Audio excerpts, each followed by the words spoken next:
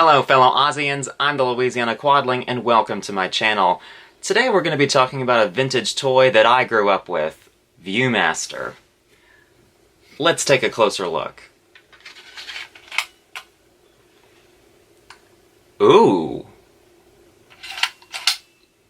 Viewmaster's Wizard of Oz reels were produced by Sawyer's Incorporated, released in 1957, and originally retailed for $1.25 US.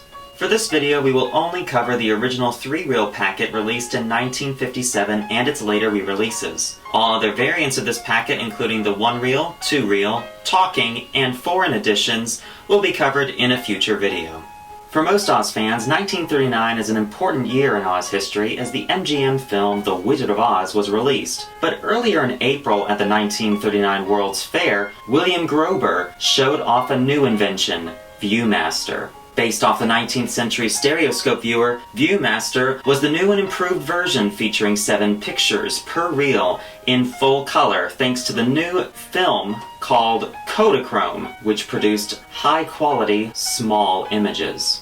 With the rights to The Wizard of Oz in public domain in 1956, Viewmaster didn't take too long to create their own version of the famous book. The packet, originally called The Wonderful Wizard of Oz, features 21 stereo pictures on 3 reels. The scenes are clay art models. These models were quite large in real life. For book fans, these images will be exciting to see scenes and scenarios hardly covered, like the Silver Slippers, separate witches for the North and South, the Journey on the Raft, green glasses in the Emerald City, and the Wicked Witch's golden cap. The ending does rely on Glinda just appearing in the Emerald City to help wrap up the reels quickly. The original release, available from 1957 to 1961, used the S3 style packet, showing Dorothy finding the Scarecrow on the front. The reels utilize the old individual numbered reels. The booklet in this set is a fold-out with a single illustration on the cover printed in green. In 1962, Sawyer's re-released the Oz reels with new packaging. This is a never-removed-from-packaging example. The cover scene now features the poppy field image, but the image has been reversed. The only difference between this and the original release is the booklet. Instead of green printing on the cover, it is printed in black. In 1966, Sawyer's was acquired by the General Aniline and Film, or GAF, Corporation. Under GAF, the Oz packet had some minor cosmetic changes, but the booklet did get an upgrade. Here is the G1 style packet, which is circa 1967. The reels feature new numbers, this time reflecting the packet number. The booklet is now a reel stapled booklet featuring 16 pages with alternating blue and white illustrations and color illustrations. Another re-release, now in the G3 style packet, shows the subcategory Oz was placed under, Classic Tales, on the cover. The contents are identical to the earlier GAF release. This one was available from 1970 to 1975.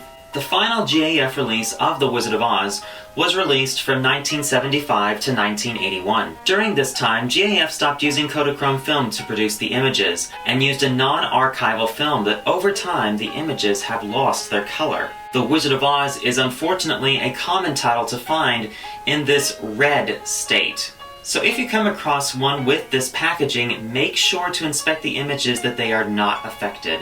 During the 1980s, Viewmaster traded hands through a couple different companies. I won't go through all of the changes, but we'll just talk about some of them. In 1981, Viewmaster was now owned by Viewmaster International, or VMI. During this time, the packets changed to being released on what's called blister packs. With the leftover packets from before, VMI stapled them onto their cardboard blister packs in the early 80s, until they re-released the Oz reels for the final time. The final version omits the packet and 16-page booklet and only includes the 3 reels. The reels are renumbered once again, featuring a new numbering system. These reels were available until the mid-1990s, making the Oz reels available for almost 40 years. I owned these reels as a kid and I loved them. My first reels I had, though, were the reddened images. It wasn't until high school that I saw these reels for the first time in full color. Boy, was that a magical experience. Did you have Viewmaster reels when you were young? What were your favorite reels? Comment down below. If you liked that video, please give it a thumbs up, comment down below, and subscribe. And if that doesn't satisfy your appetite for Oz, follow the link in the description to ozclub.org and join the International Wizard of Oz Club. Until next time, bye y'all.